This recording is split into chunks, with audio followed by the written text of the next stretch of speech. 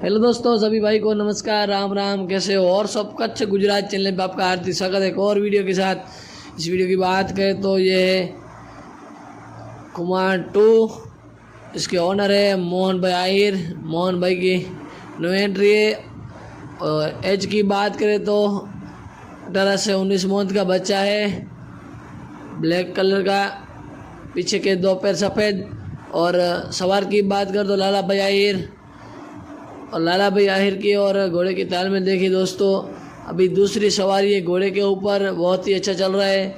आने वाली race Vekariya race की अभी प्रैक्टिस चल रही है अदात की, तो देखते हो आगे क्या होता है। आगे की आपको अपडेट दी जाएगी दोस्तों। और मेरा ये वीडियो आपको पसंद आए तो मेरे यूट्यूब चैनल को आप लाइक कीजिए, शेयर कीजिए और सब्सक्राइब कीजिए।